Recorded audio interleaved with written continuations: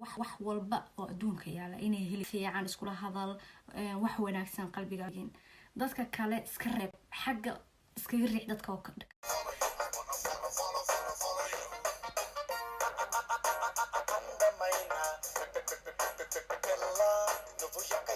barakaatu kusoo dhawaada kanaalkayga Najma Caraale magacayguna waa Najma dadkan hore ii arag magacaygu waa Najma barasho wanaagsan soo dhawaada gacmo furan kusoo dhawaada maanta waxaan inoo hayaa qodobo yar oo ku saabsan maaragtay 5 qodob oo kalsoonidaada aad ku dhisi karto ama kalsoonidaada ku horumarin karto insha Allah and then shantan qodob ka faa'iideyso fadlan dhagahaaga iyo amaahi ama ideemi soo geli maskaxdaada insha Allah kalsoonida nafta waa muhiim soo qof walba inaga mid ah wuxuu u baahan yahay kalsooni buuxda jam ah marka insha Allah sida uga bogatid noo soo fariiso waqtigaaga nasi insha Allah soo dhow qodobka koowaad waxa ay tahay naftaada kula hadal sida ugu wanaagsan naftaada ula hadal yani si qiimo weyn naftaada inay xaq u leedahay tusi naftaada inay xaq u leedahay wax walba oo adduunka yaala inay heli karto wax walba ay maaragtay qof walba uu maaragtay jecel yahay ina adigana jeclaan kartid naftaada gali ina xaq u leedahay inaad u noolaatid sida ugu wanaagsan ee loo noolaado marnaba ha isku dhihin hoos ha isku dhigin marnaba oo ha isdhihin oo sidaas uma noolaan karo xaq uma lihi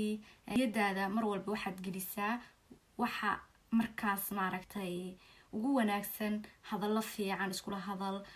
wax wanaagsan qalbigaaga u sheeg so insha Allah waan hubaa markaa inaad noqon doontid qof isku kalsoon maalintaas ma ogtahay waxa adiga iskugu sheekaysid ama iska dhacdhacsiisid ayaa maalintaas noqon doontaa marka fadlan iska dhacdhacsi wax wanaagsan niyadaada kalsooni iyo khayr maaragtay niyadaada u sheeg wax wanaagsan awood isku yeel geesinimo isku yeel dan maalintaas oo dhan waad faraxsanaanaysaa oo maalintaas oo dhan waxay noqonaysaa maalintaadii marka waxaan kala dardaarmayaa ha iska xumeenin maalintaada quruxsan maalintaada maaragtay gacantaada ku samayso maalintaada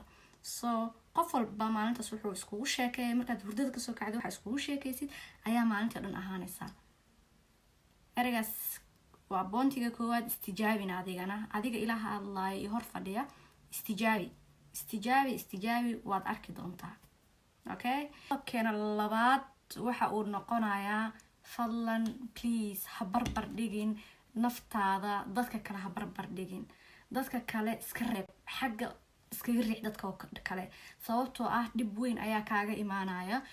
bilaadanka ilaahay muusa simin dad wuxuu siiyay farxad dad wuxuu siiyay family qurux badan dad wuxuu siiyay hanti dad wuxuu siiyay qurux dad wuxuu siiyay waxa way kala duwan yihiin dadku ilaahay abuuray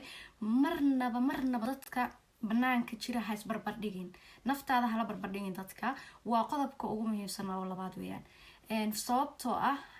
naftaada waxa laga yaabaa dadka kale aad barbar dhigaysid oo u jeedid inay maaragtay faraxsan yihiin inay wax walba haystaan aad u maleynaysid laakiin in adiga ka fiican tahay ayaa macquula in ayaga wax inay faraxsaneen oo adiga faraxsan tahay laga yaabaa marka waxyaalo badan ayaa dhici karta yaabaa marka barbar dhigitaanka marnaba naftaada ayay dilaysaa dadka kale ha barbar dhigin ayaan ku leeyahay midda kale ogow waa inaad naftaada adiga ogaataa naftaada aqbal qofka aad tahay adiga maaragtay shakhsiyadda aynak saabir aniga waxaan ahay Najma waxaan ahay sidaas waa inaan is aqbalaa ma ahan inaan indhahayga aan u taago dadka kale no uma baahnid dadka kale ha eegin waxa ay haystaan iska hilmaam adiga naftaada maaragtay kalsooni geli oo maaragtay waxa adiga ay haysatid ku faraxsano ku qanacsano halkaas ay maaragtay kalsoonida iyo farxadda kaaga dhismaysa ay kugu ziyaadaysaa ziyaado waliba ziyaado ay kugu ziyaadaysaa marka insha Allah marnaba ha ka ogolaan aqbal naftaada is aqbal adiga inaad tahay adiga ila hadlaaya daawa qodobkeena saddexaad waa muhiim waxa uu yahay dhiso hadafyo yaryar يعني هكا بلاوين واح معقول اهي نفتاد هكا بلاوين هاديهين hadda maaragtay diyaaradan kicinaya adoo leysinkii haysan adoo baranin gaariga adoo gaari baran ma wadi kartaa waa maya soo naftaada hadafyo yaryar u deji wax waaweyn aada qaban karin adaa hadhowti ku halaabayo markii aad guuleyso weydo waa niyad jabaysaa ooyin baa bilaabaysaa marka fadlan kulama rabo maaragtay naftaada inay niyad jabto ee waxa aad sameysaa hadafyo yaryar aad qaban karto kuna guuleyso hadaf yar deji ilaahay oo may noqoto hadda aniga waxaan baranayaa ma aqaan ididgareynta wax sidaan loo habeeyo fiidiyosh loo jarjara ayaan bartaa aan ku hoos jiraa waxyaalaha idiin soo gudbinaya saas oo kale marka waa waxyaalaha muhiimka ee hoose ayaan la dhistaa yaryar baa jira kan marka ani hadda hadafkayga waxa uu yahay oo kale inaan maaragtay si fiican aan u barto sida wax loo gogooyo sida wax fiican loo duubo waxyaalahaas oo dhan inaan barto ayaan rabaa insha Allah aan jeclahay waana ku gudi jiraa marka hadaf adiga sameyso sida mawduucaas oo kale waxaad tiraahdaa waxaas rabaa inaan qabto wixiina markaa ku guuleyso oo markaa ku guuleyso naftaada abaalmari naftaada markaa ku guuleysato naftu waa muhiim inaad abaalmarisid kadibna waxaa noqonaysaa qof maalinta firfircoon qof wixii sii qabsada laakiin haddaa hadaf weyn dhisteed wallaahi hadhowti aad guuleyso weydo niyadaada markaas ay kaa jabaysaa kalsoonida ugu xunna halkaas ayay kaaga imaanaysaa marka fadlan ha sameynin walaalkaygiyo walaashaygii ha sameynin insha Allah afaraad ee muhiimka waxay tahay u hadal si tartiiba markaa hadleyso waa inaad maaragtay hadal tartiiba si yar oo tartiiba oo kala digan oo kala degan waa inaad u hadashaa sababtoo ah u fiirsa soo misku aragteen ama miidinku jiraa mise ma aragteen mala kulanteen dad hadalka boobsiya dadka aaminsaneen inay maaragtay u qalmin in la dhageysto wallaahi u fiirso dadkaas ayaa hadalka boobsiya oo qofku wuxuu isleeyahay adigu ma qalantid in lagu dhageysto marka hadalka ka hor dhac boobsii buu isleeyahay laba qof oo sheekeysanaya u fiirso qof baa hadalka dadejinaya muxuu u dadejinayaa qofkaas iskuma kalsoono wallaahi u fiirso kelmadaas qofkaas iskuma kalsoono waayo wuxuu isku dayayaa inuu xoog qofkii maaragtay hadalkii u laqsiiyo ayuu isku dayayaa may looma baahna sidaas si tartiiba u hadal u fiirso ganacsatayaasha dadka madaxda ah ganacsatayaasha dadka guulaha xaqiijiyay dadka horumarka gaaray ma aragteen dadkaasoo daldalmaayo intay meel soo istaagaan bababa iska dhahaayo ma jirto tartiib ayay u hadlaan hadal xikmadaysan ayay ku hadlaan hadal faa'iidala ayay ku hadlaan weliba markay hadlayaan hadal maaragtay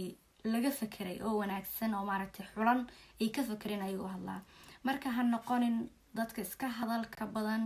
taltaniiniga ah oo qofka markuu dhageysanayo kale hadalka xoog u laqsiiya sababtoo ah kalsoonidaada taasi aad bay u dhibaysaa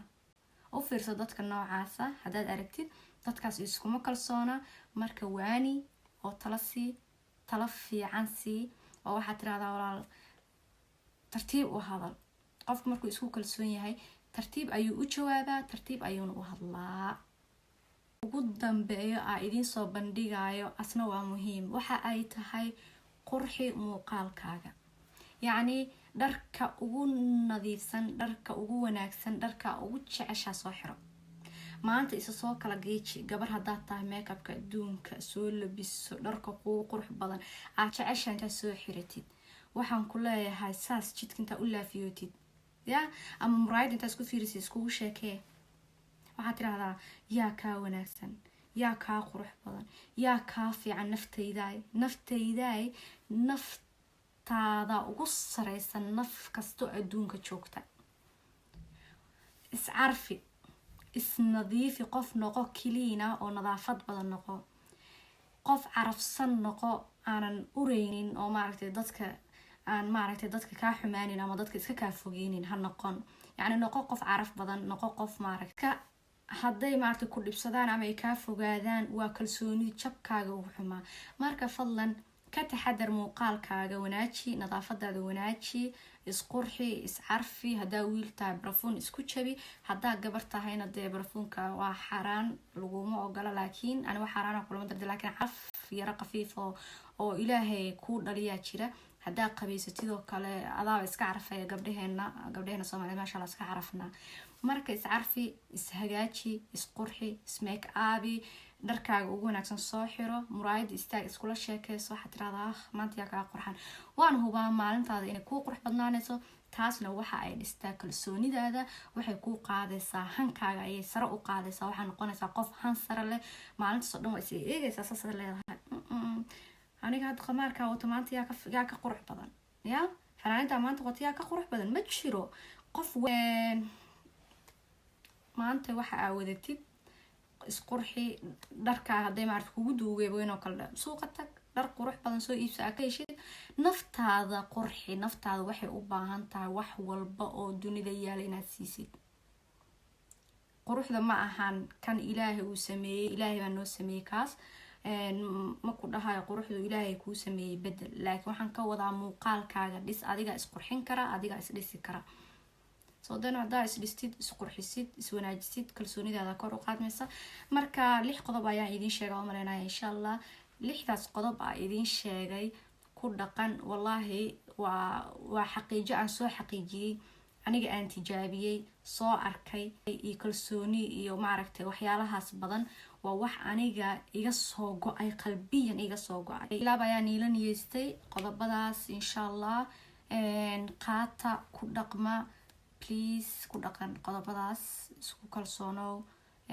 midda ugu muhiimsan waxay tahay salaadiina ku dadaala, cibaadadiina ku dadaala. waad noqonaysaan, waa hubaal waxaad noqonaysaan dad isku kalsoon, kalsoonidiina dhismaysa. insha allah salaada ku dadaala, qodobadaana ku dhaqma, qaata. waxaa idin rajeynaya mar walba inay kalsooni aad yeelataan, inaad faraxsanaataan, inaad naftiina aad siisaan wax walba aad jeceshahay. naftiina inaad maaragteen hansar aad yeelataan insha allah,